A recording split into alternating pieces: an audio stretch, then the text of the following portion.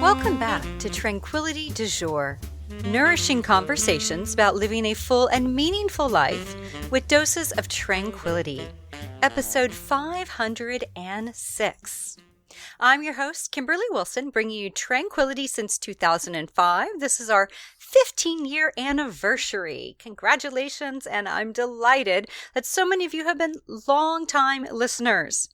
Now, in this week's edition, I chat with Ayurvedic practitioner Heather Grzych about a woman's primal and intellectual nature, how to set up our environment to support our intentions, the importance of aligning with nature, and a few healing rituals.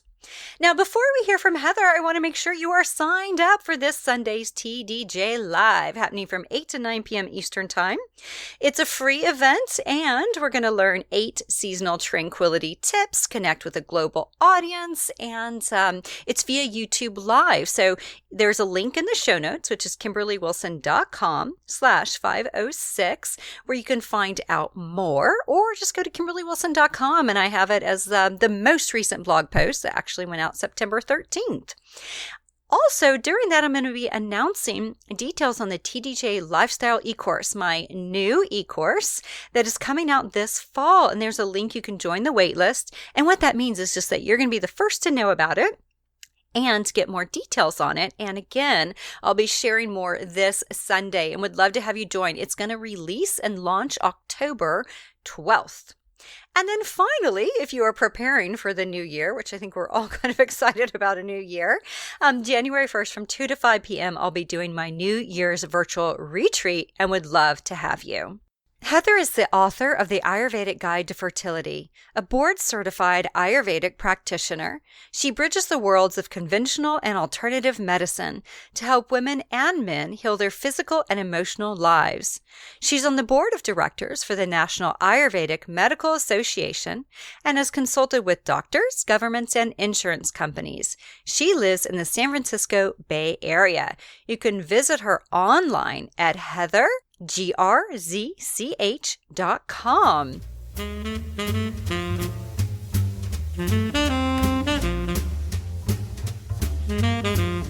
Welcome, Heather. Thank you so much for having me, Kimberly. Congrats on your new book, The Ayurvedic Guide to Fertility. Thank you. It's really great to have it out in the world and have people reading it. Yeah, so tell us a little bit about kind of your journey into Ayurveda, and then, this being your focus kind of with regard to fertility. And listeners, I just want to mention that we're going to be focused on Ayurveda as a whole, but I just find it really interesting that this is kind of your specialty, at least for this book. Absolutely. Yeah, I'd love to talk about what Ayurveda is and sort of why I decided personally to focus on fertility. But I know that just to make sure that your listeners have a good understanding of what Ayurveda is, Ayurveda, it's a form of medicine from India, and it's a 5,000-year-old system. It's kind of, how you have Chinese medicine in China and you have indigenous medicines in different countries. Well, this is one of the largest indigenous medicines from India. It's the largest one. And Ayurveda actually means the science of life or life knowledge.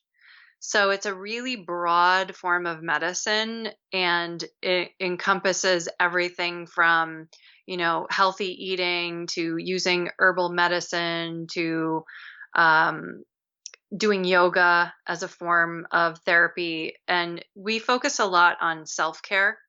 So Ayurveda has a, kind of a model of looking at disease. It's like a 6-stage disease process model. And most of the medicine that's being done in our healthcare system today is actually dealing with stages 4 through 6. According to Ayurveda. So we're dealing with the things that are happening before something emerges as a disease that's full-fledged, kind of the early warning signs of things. So really, it's a lot more about individuals being intuitive, like the whole wellness movement that we have, and making sure that people know how to live in line with the cycles of nature. So I like to say that Ayurveda is kind of like learning how to look at yourself as a plant. You're learning how to garden, and you're the plant in a garden. So each plant, has a different kind of soil it needs to grow in, and a different amount of sun it needs, or a different amount of water, and a different frequency of watering, and things like that. Well, our bodies are so individual as well. So what we do is we look for what are those unique parts of us, and how do we make sure that they're balanced. So we deal a lot with mind, body, and spirit. And I found Ayurveda because I was previously the head of product development for a health insurance company for many years, and in my sort of 30s went through this kind of feeling that I just wasn't living fully in some way, and felt really disconnected from my emotions and from my heart center. And so I started teaching yoga, and I started um, learning how to teach yoga therapy. I don't know if you've heard of that as a discipline. It's applying yoga to different health conditions. So I was trying to be kind of practical about what I was doing. But once I discovered Ayurveda, even though most of the people that I had known in my life had never heard of it, couldn't pronounce it, all these things, I just knew that I had to study it, because it to me made everything make sense. There were things that I had thought and believed and felt in my body that I really didn't have even English words for. And the benefit of studying Ayurveda is that you learn a lot of the medicine, and most of the clinical terms are in Sanskrit. So you really get to kind of access a different piece of yourself, I think, when you learn any new language. So that was really super helpful to me. And it just really, because I was going through that at a time of my own life where I was wondering if I was going to be a mother. I was in my mid 30s. I didn't have children yet. I was really super into my career and creating safety and security and making lots of money and all that stuff.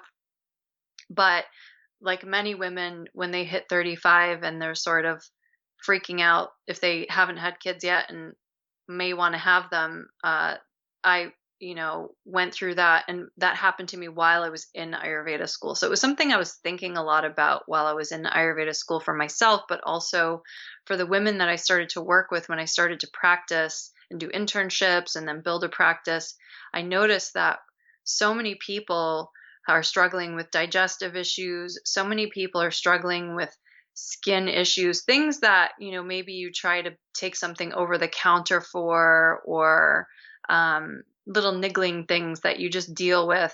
But these are actually the early stages of disease. Anything that you would take in over the counter medication for is an indicator that something is not right. And so, basically what I started to notice in my practice, because we go very deep with people in Ayurveda. We kind of look at the whole health history, and our consultations are very long because we're not in the mainstream healthcare system. So we kind of have to do a totally different business model. We don't get insurance and stuff like that. So there's some benefits actually. There's some challenges and some benefits of being outside the kind of mainstream system. But basically, I started to notice that most women that I was working with, if they weren't having issues with their menstrual cycles or having the challenges of going through perimenopause, they certainly did not like having a period. It was really obvious to me that whereas my teacher, one of my big teachers and a person I worked with for my own personal healing, she was from Nepal, and she told us stories about how in Nepal everyone lives in multi-generational families, and the women don't have to work when it's their time of the month, and they save their creative projects for that time so that they know they're going to get a break. And there's actually a room reserved in the house, maybe it's kind of like red tenty or something, where I think many of us kind of have mixed feelings about not being able to continue to achieve all the things that we want to achieve in the world, and have to go out to that red tent. But the way she explained it was actually really beautiful, and it kind of broke my views of feminism in some way, where women are always trying to like be equal to men and want to do the same things as men. But I was like, whoa, actually it'd be kind of cool if we could do some things that are different. And that really inspired me. So Ayurveda for me, it's the reason I chose to work with women. I am a woman and I just am selfish about the things I choose to do in life, because if I get to work with women and help them, I'm also learning how to help myself. That's kind of how it happened. Yeah, I love that. Yeah, because it's like you're definitely learning along the way about you. Well, tell us a little bit about, just touching on the fertility piece. Why do you think fertility is such an issue for women now? Yeah, I mean, it's definitely multifaceted. Okay, so I mean, some things are happening. We know women are starting to have babies later in life. That's happening. Women are working more now. So if we were to roll back the clock to 1970, the culture has changed a lot. We had the feminist movement. Women want to work. We want equality. We want to do all the same things that men have the rights to be able to do. And because of that, and because we do have some limited time factors in some of our biological capabilities. It can be really challenging to manage a career and wanting to have a family in your lifetime, because there is a certain time that is ideal to do that. And many women are waiting and sort of missing those peak fertility windows.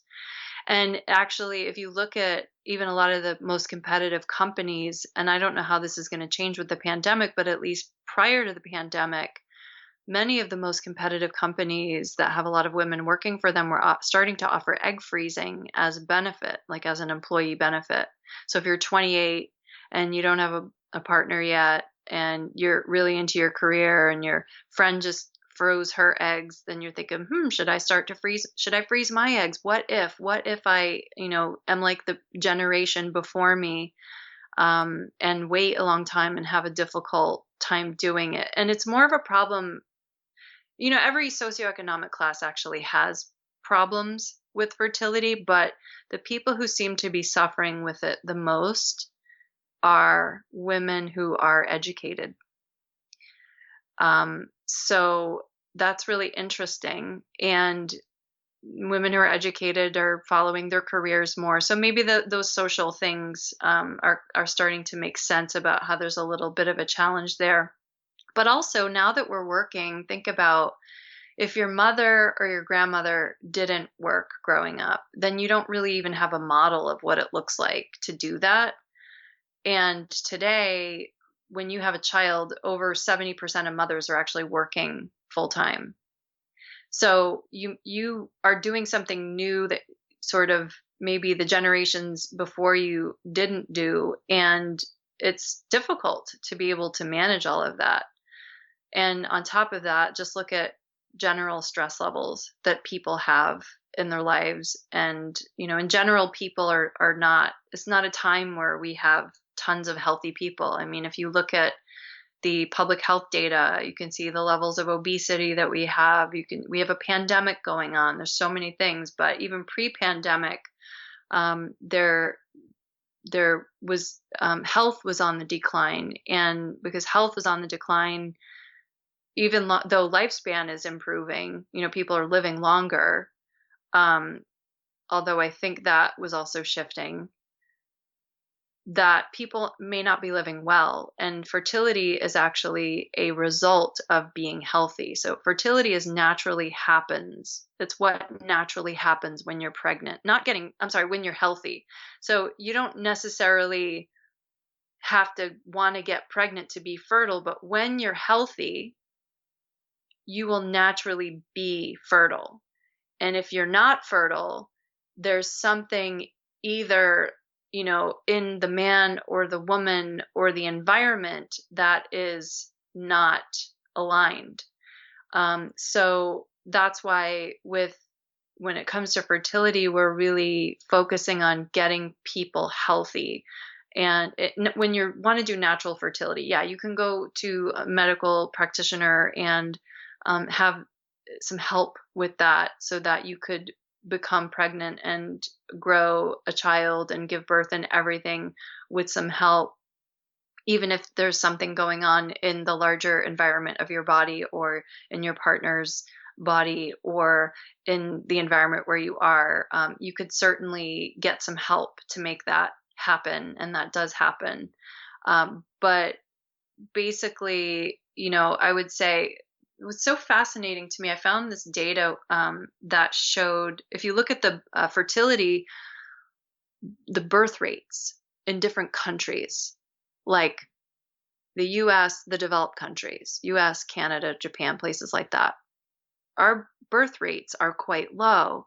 But if you look at the birth rates in countries like Yemen, Syria, Iraq, Afghanistan, places that we know are unstable, where there's famine, war, things like that, their birth rates are really high compared to ours. So there's also this kind of weird relationship with creation and destruction that I think is going on, where when the society becomes so developed, something happens to that creative energy to prevent it from going toward procreation of the species. So I would say, basically the lifestyles are a huge factor.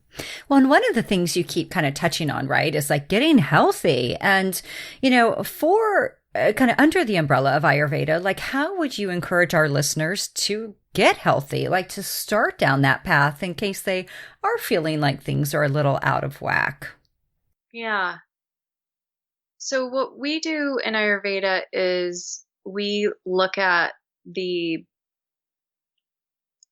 don't kind of count calories and stuff like that. It's a really different way of looking at health. It's not about, do you weigh the right amount? Do you know, have your boobs look a certain way, or I don't know. We are really focused on the functional pieces of the body and making sure that a person in a given environment in a certain season is behaving and following the sort of lifestyle routines that are appropriate for that particular season of the year, because each season is different. Certain seasons are more dry, some are more cold, some have more humidity, some are rainier, some have snow, and all of those elemental effects with weather affect a body differently, not to mention the fact that different plants grow in different seasons and different climates and things like that. So living kind of in line with what's happening and adjusting to what's happening. So we deal a lot with looking at the lifestyle and aligning the lifestyle to the person's unique constitution. Just to give you like a really practical example of, say you're a person who's very dry in your constitutional type, and you may have a type of imbalance in your body, which we call a Vata imbalance, which would lead to a lot of dryness. Maybe you've been eating a lot of popcorn, that dries you out. Maybe you've been eating a lot of beans, that dries you out. Maybe you've been out in the wind a lot. These are things that will sort of dry you out, and you may have sort of a natural tendency to do that. But say you move to Phoenix, Arizona, where it's a desert, where it's really dry, then you have to employ a whole bunch of tactics to balance your tissues of your body when you get there. So there's like learning those environmental pieces, because if you are a person who's naturally very wet, oily body, you're probably not going to have to do as much to stay healthy and balanced especially if you're a cold person and you move to a hot place, you don't necessarily have to work as hard to balance certain things that could be kind of carrying those imbalances further. Where you already have a lot of dryness and you move to a dry area. So those are examples of how we try to help people get healthy. Now, we also look at doshas, and dosha is something that means the literal meaning for that is that which can go out of balance. And so it's essentially biological humors in your body that are shifting all the time in response to your emotions, in response to the food that you eat, in response to the weather and the climate changes. So any sort of effect, whether it's behavioral or environmental, is going to shift the doshas in your body. And so we're always looking at those levels and figuring out how to keep those balanced. So for example, like if you're eating a lot of food that has a lot of acidity, tomatoes, lemons, lime, oranges, citrus fruits, or things that are salty, all of those things will raise one of the doshas, which we call pitta in the body. And people who've done that may have noticed that they get heartburn, when you eat too many of those things. And that's why there's a diet that's a bland diet when you get that kind of like red irritated stuff in your digestive tract.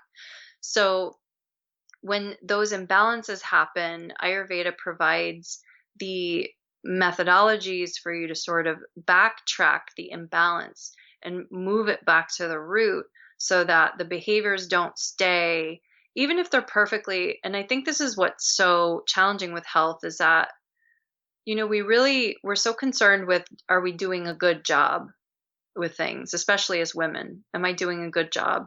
But doing a good job is so relative to the unique circumstance. So it's really helping each person understand for their personal situation and their body what they need to do to maintain homeostasis and balance in their body, because each person is unique.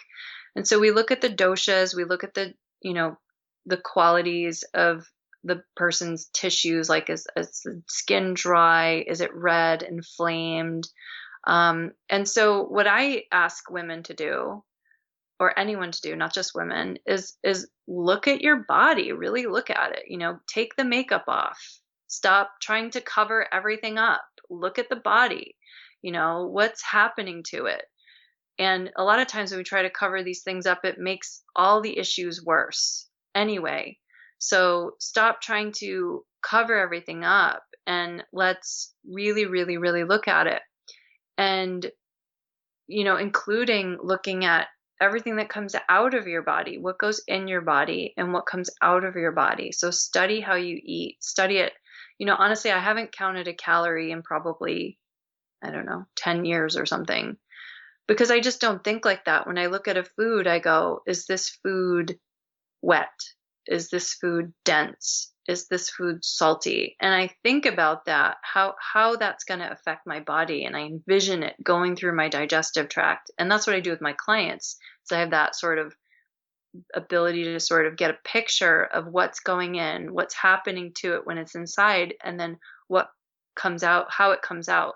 And studying how it comes out, while we don't want to talk about what happens in the bathroom, you do have to look at what happens in the bathroom, and you have to start to know what's your norm and understand what does your norm mean. So if you have, like, in your bowel movements, for example, and every time you go to the bathroom you're having loose stools, well, that is not a sign of health.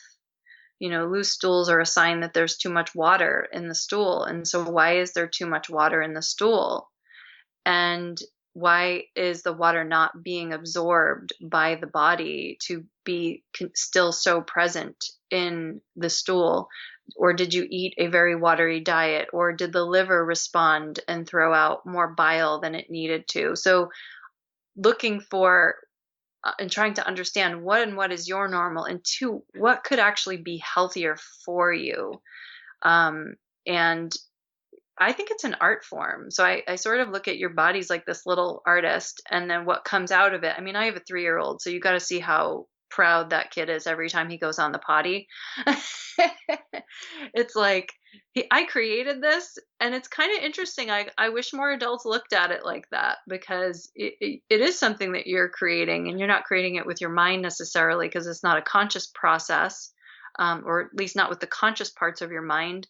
But it's pretty amazing to see how proud children are of what they create in the bathroom. And I think if people got more curious about what was happening in the bathroom, then they would pay attention more to what goes in their body as well. So it's really, what went in, how did it come out, how did it feel when it was in there, and then what did that create? Because all that came in creates your cells and your tissues, depending on how it gets assimilated.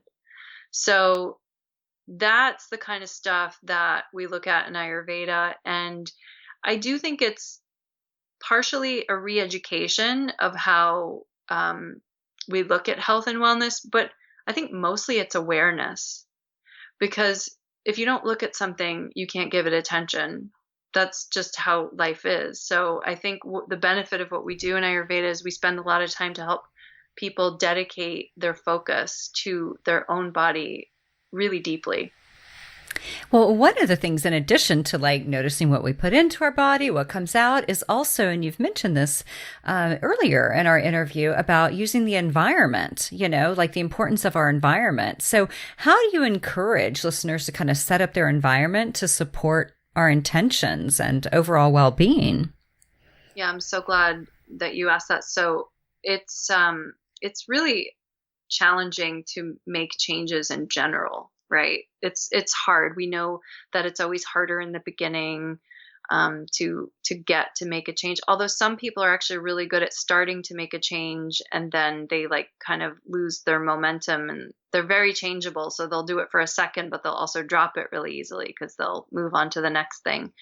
So I think it's really about understanding your particular kind of constitution and your patterns. So for example, the person who is very changeable, who might maybe dabble and go an inch deep for a second, and then they'll get frustrated because they'll feel like it didn't work, but they didn't stick with it long enough. And so a person like that, when you're talking about the environment, that's a person that needs more support. That's a person that needs more routine. That's a person that needs more structure set up.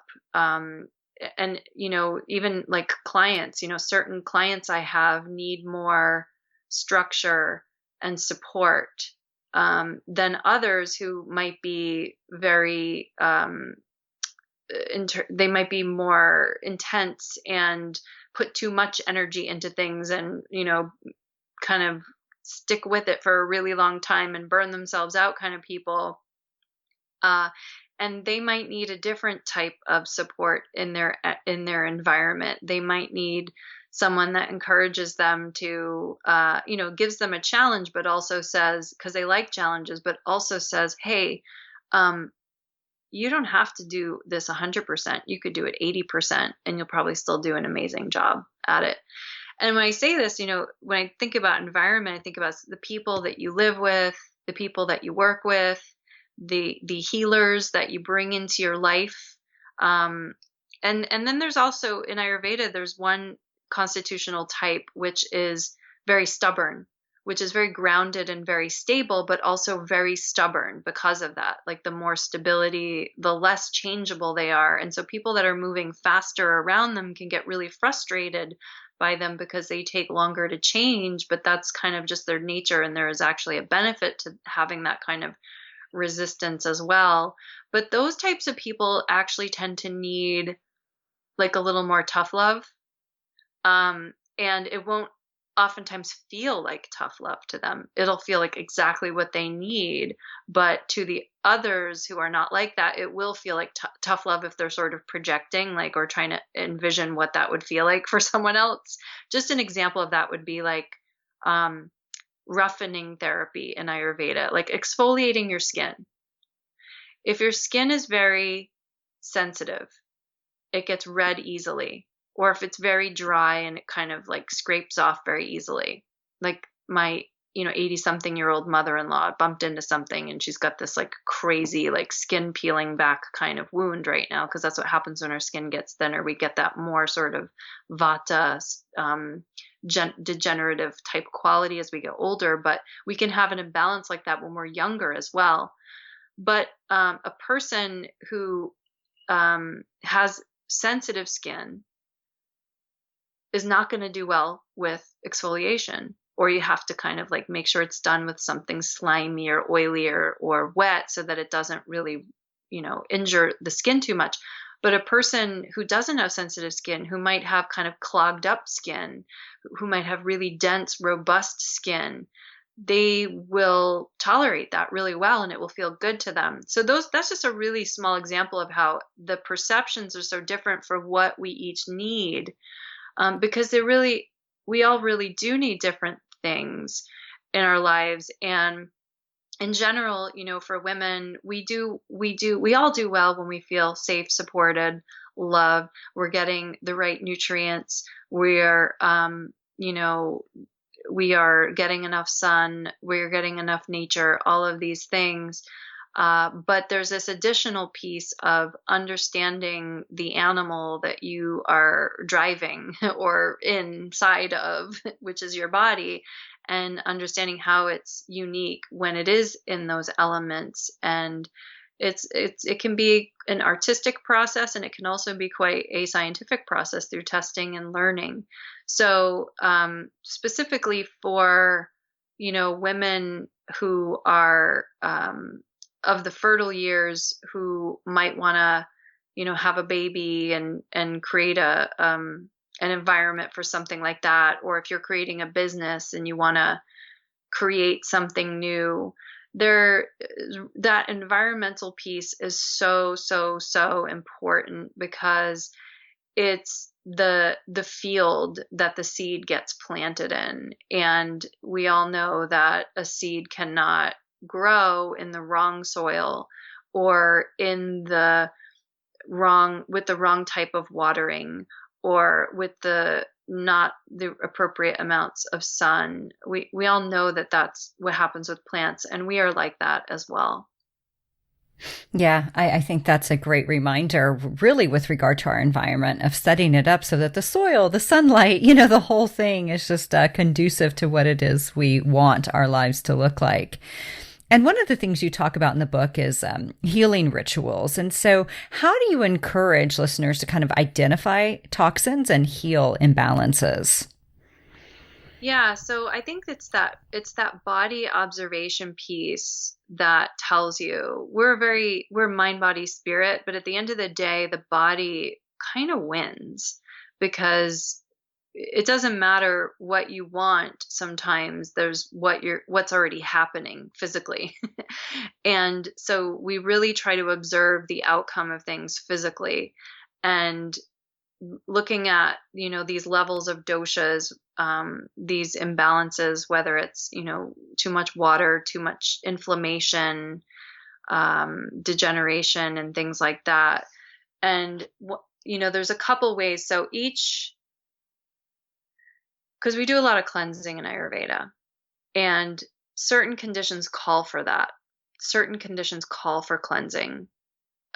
Issues where you have too much of a certain kind of tissue, or there are growths that have grown, like cysts and tumors and skin tags and things like that, or you have the toxicity that we talk about in Ayurveda. We call it ama, which is it's actually the plaques that you have in your body. Like the plaque you have on your teeth is an example of that. The plaque you could get in your arteries or even in your brain, which they're finding is a contributor to Alzheimer's.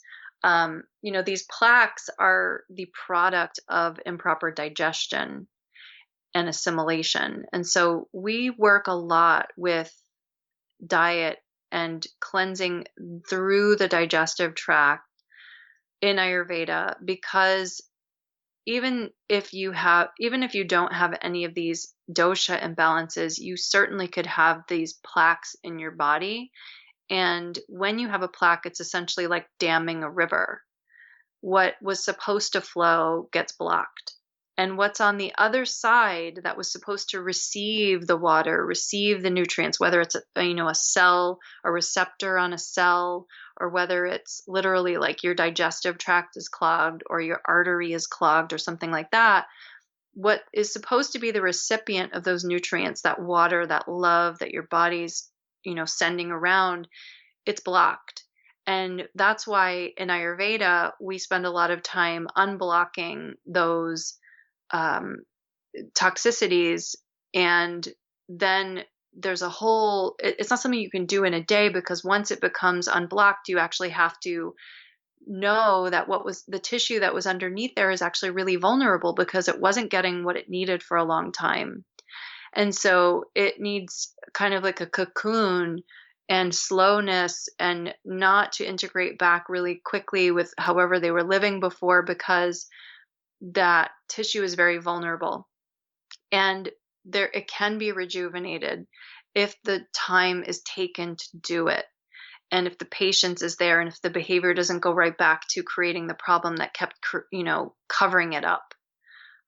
So that's what we spend a lot of time in Ayurveda. And when we talk about toxicity, it could be in multiple forms. One is the doshas are out of balance, and you could, if you're angry, your fire element's out of balance. If you're feeling too much attachment and love, I mean, you can feel too much love, right, to the point where it can like cloud your judgment and things.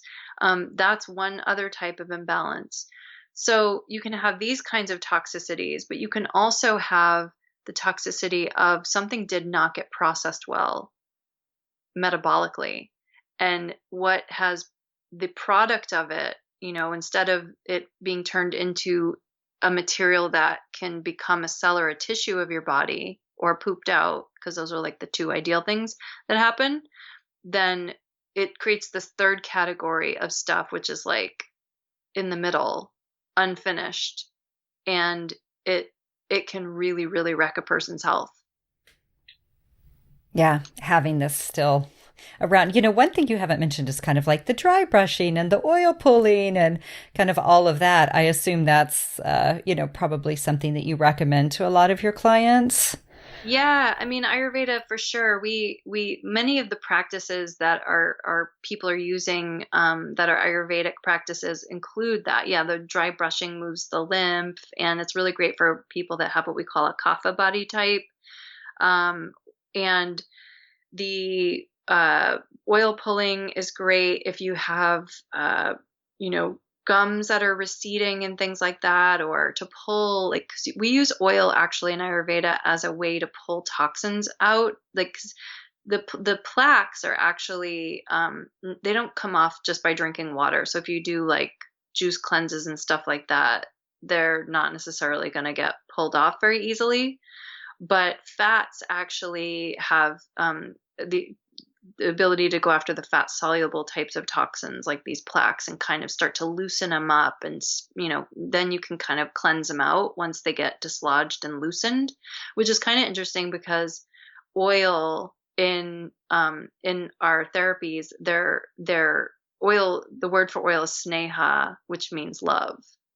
So it's kind of like you give something love, and it breaks it up, it melts away the blockages, and then you can, do things that encourage that yucky stuff to get out of the body. But yeah, so like oil pulling is a great example of that, how it can pull the plaques off your teeth, but it can also pull plaques off other tissues in your body. So we use it, like we have people drink ghee when we do cleanses, before the cleansing phase, to kind of start to melt things and dislodge things that are stuck. So other examples of really, popular Ayurvedic practices are oiling your body. So if you run really super dry, yeah, put some oil on your body. And also certain herbs that have been infused in oils can be very beneficial. If you have inflammatory issues, you can cool, anti-inflammatory herbs, cooling herbs, like arnica oil is an example of that a lot of people are familiar with, even though that's not an Ayurvedic thing. But Ayurveda, will essentially cook cook herbs in oils, and extract all of the oils out of the herb, and then you can put the oils on your body. And it's not like essential oils, because that's a different thing, but this is oils that have been infused with the herb that are more appropriate for topical application. And so we do a lot with that. We do a lot with spices and herbs. That's a huge part of Ayurveda. So the big trends of like taking turmeric with black pepper, or certain herbs like ashwagandha that have gotten popular in our culture. These all come from Ayurveda, and there are many more herbs that we use, but these are some of the ones that have gotten popular. Yeah. Great. Thank you. Good reminders. Even like with turmeric, anytime it's in a drink or it comes in, like I do daily harvest, which are these pre-made meals that come frozen. And when there's turmeric in it, I'm always like, yay, it's doing good stuff for me. So, thanks for the reminder about a lot of these different pieces. And my last question for you, Heather, is the name of this podcast is Tranquility du Jour. So how do you, as an Ayurvedic practitioner, find tranquility in your everyday? Oh, wow. It was different before I had a kid. Before I had a kid and I had more space and time and less sort of duties for other people on a regular basis. I used to have a daily meditation practice and yoga and all of that. And once I had a kid, my life had to become a meditation. So the places that I try to find that now are keeping my routines solid. I try to do, even if it's like one yoga pose a day, it's like keeping this thread running in my life. I try to exercise regularly. And to me, it really depends on the season of the year. I exercise in a way that's seasonal. And then my diet, really following the seasons. And I would say I spend a lot of time, because I have a child, and I deal mostly with, I don't have as much time to do yoga, I will say, but I look for it like in how I'm cooking my meals for myself, and also, how I care for my family. And I think I get a lot just from like looking at my kid personally. I just, like last night, I spent, a minute or two right before I went to bed, just staring at my child sleeping, because we're staying with our in-laws, and he and I are sleeping in the same bedroom together. And I just stared at him, and that deep joy that I got from just appreciating what a wonder that little life is. And you could get that looking at a plant, at the Grand Canyon, just like finding that wonder is so amazing. So that's probably my biggest way. Great. Well, thank you so much, Heather, for all the insights on Ayurveda and kind of women's health in general. Thank you so much for having me.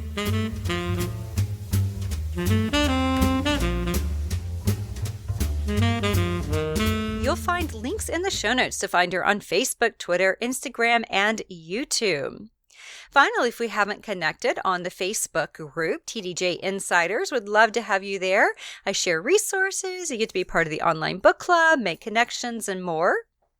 And if you're new to Tranquility du Jour, there is a link in the show notes to learn more. Sign up for a weekly inbox love, my love notes that go out typically Tuesdays or Wednesdays. Browse my 6 books and planner, follow along on social media, and then check out my seasonless, vegan, locally made, eco-friendly fashion line. Finally, if you have a moment to share a review on iTunes, Amazon, or Goodreads, would be so grateful. And there are details for this at KimberlyWilson.com/review. I hope you have a wonderful week, and I look forward to seeing you on Sunday.